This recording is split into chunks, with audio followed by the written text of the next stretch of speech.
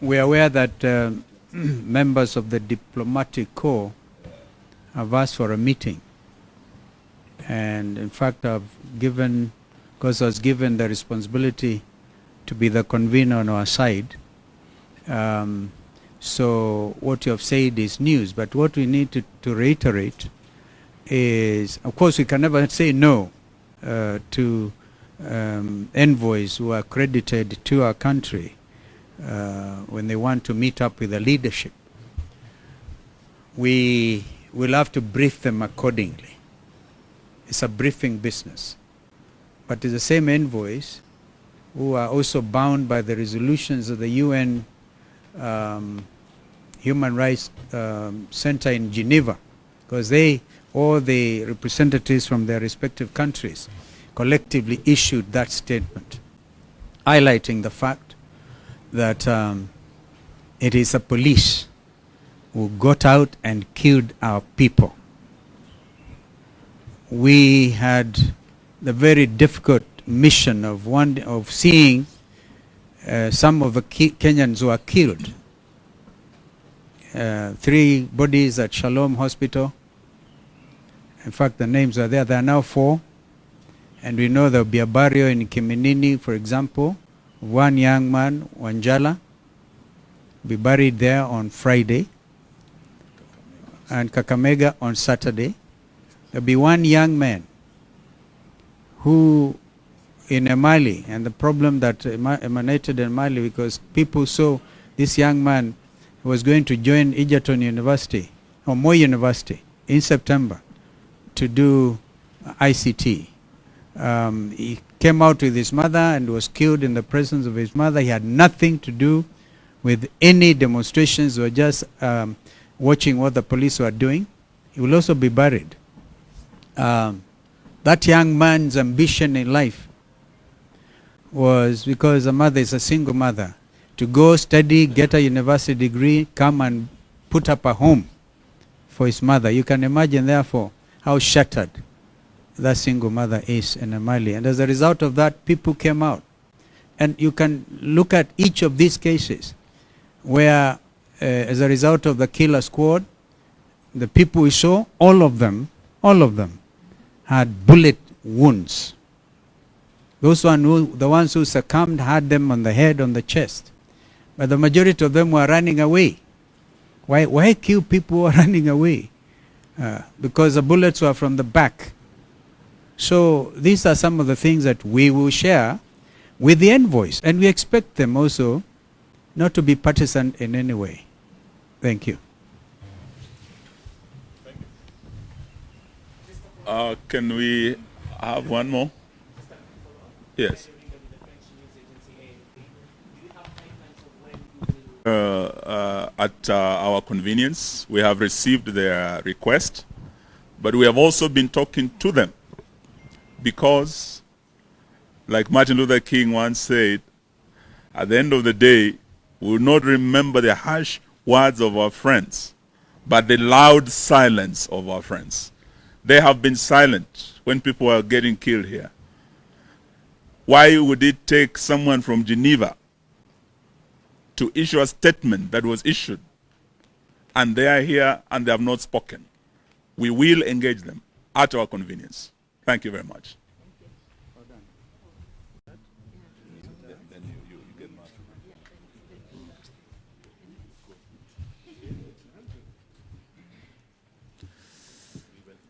Ladies and gentlemen of the media, are you ready? We give you a few minutes? A few seconds. Umeona leto pale rafiki ya mtu fulani.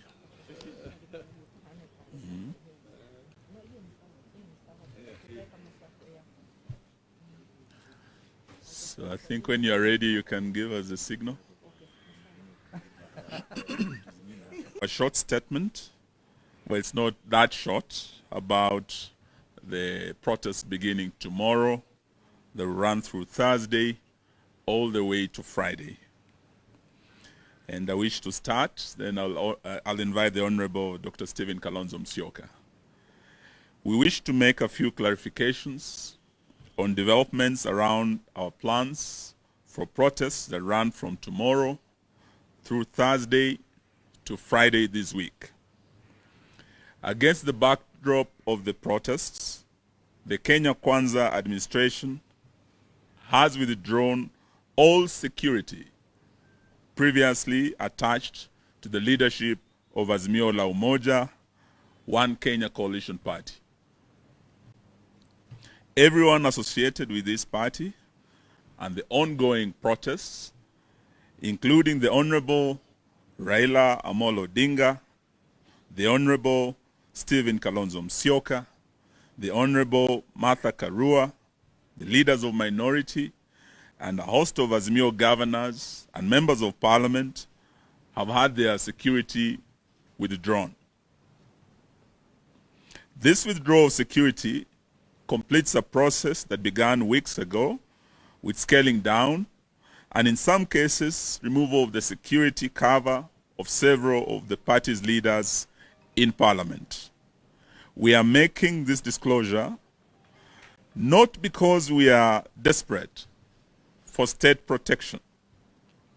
We are aware that millions of Kenyans are exposed to danger every day and our lives are not in any way more special than that of other Kenyans. We have chosen to make this public in response to many inquiries from the public and the media. So we confirm the security cover for our leaders has been withdrawn.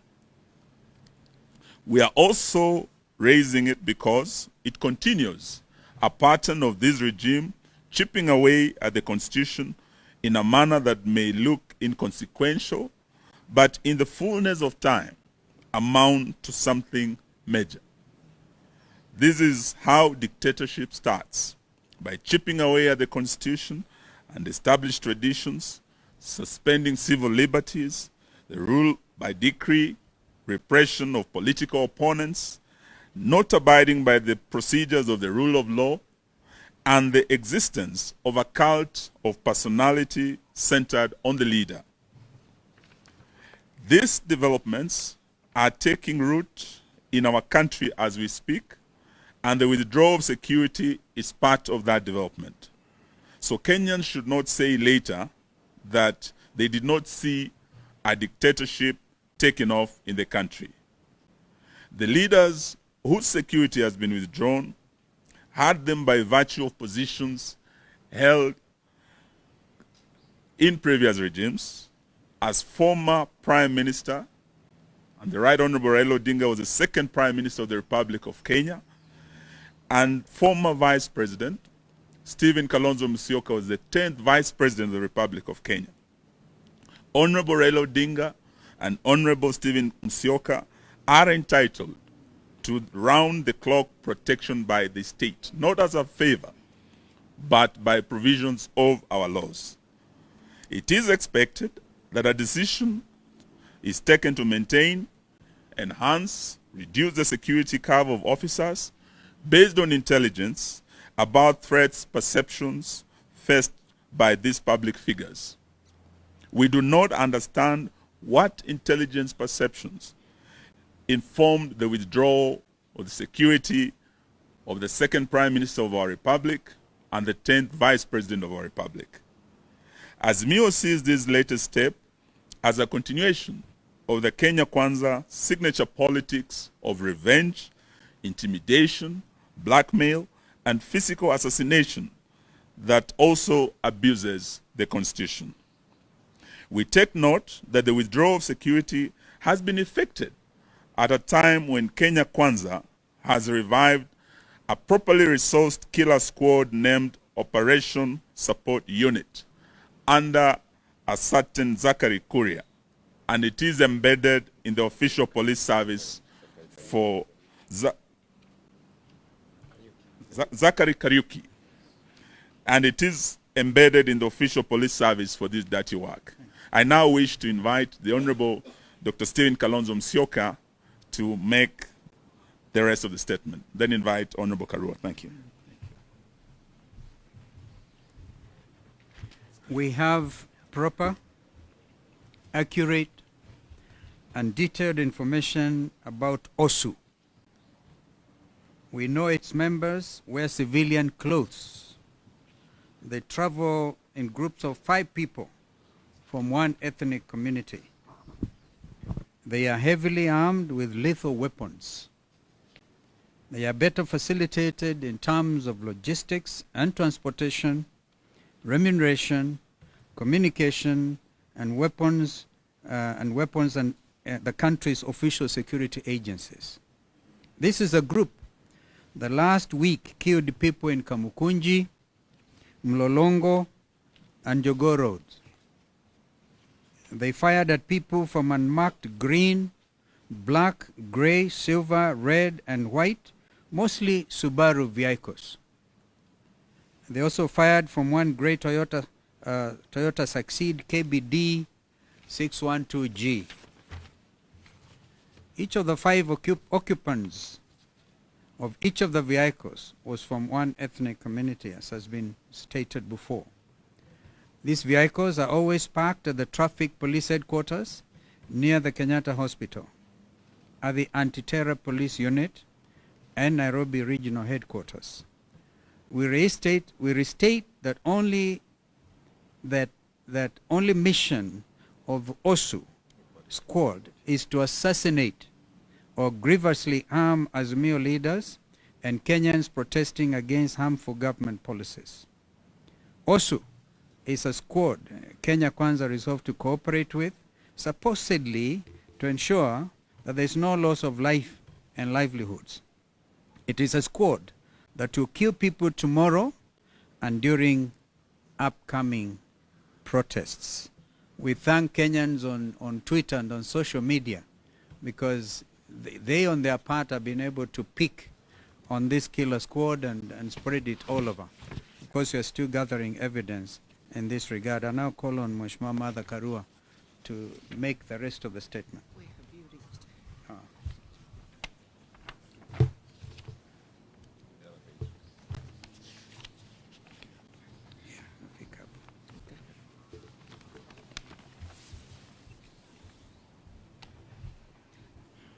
The party further notes,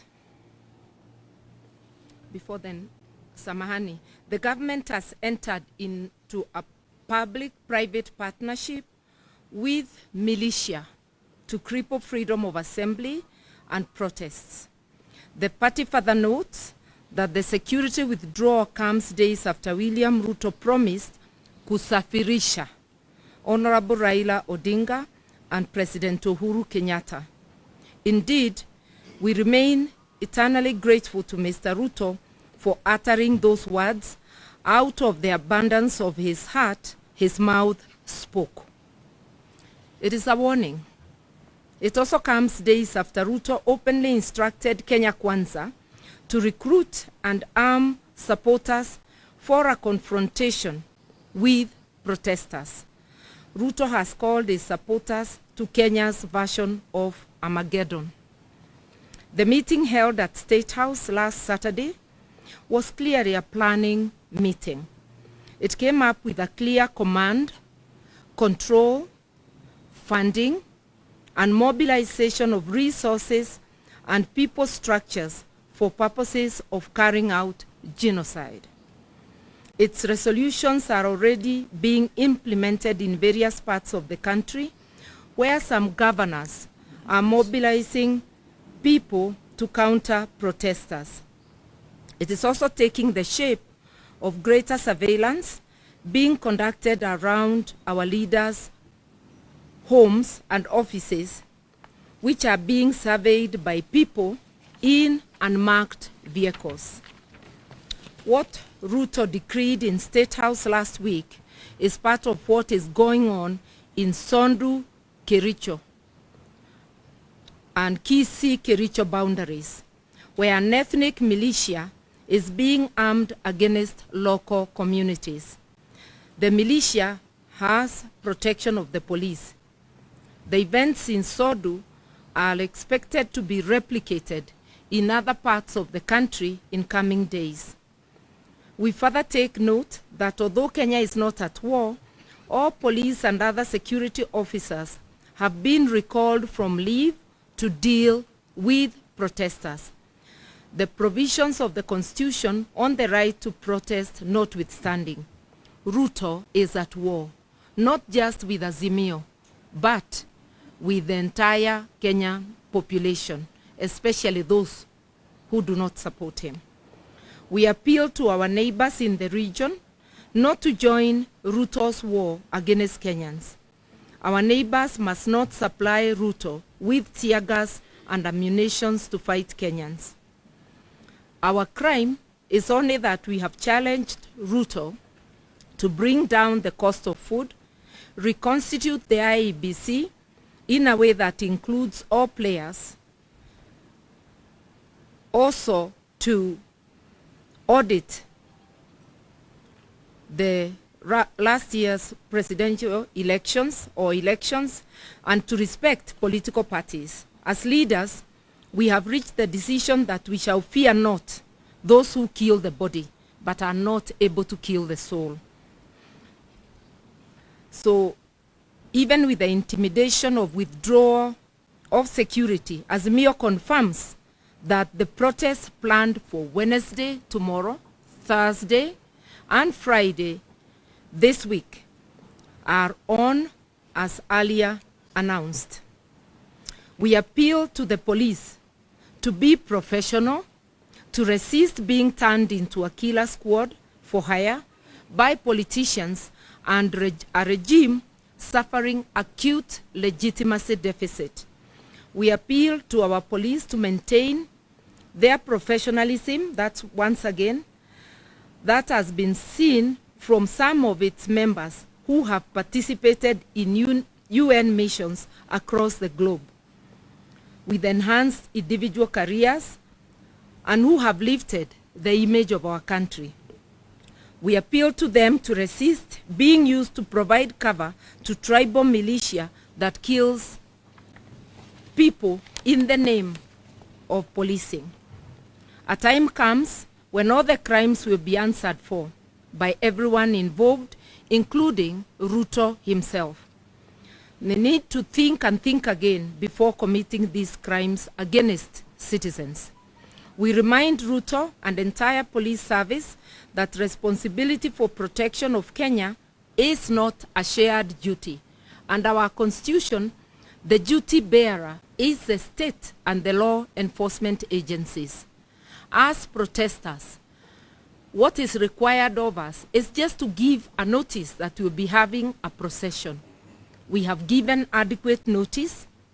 It is their duty to ensure that no criminal elements infiltrate the protests and turn them violent.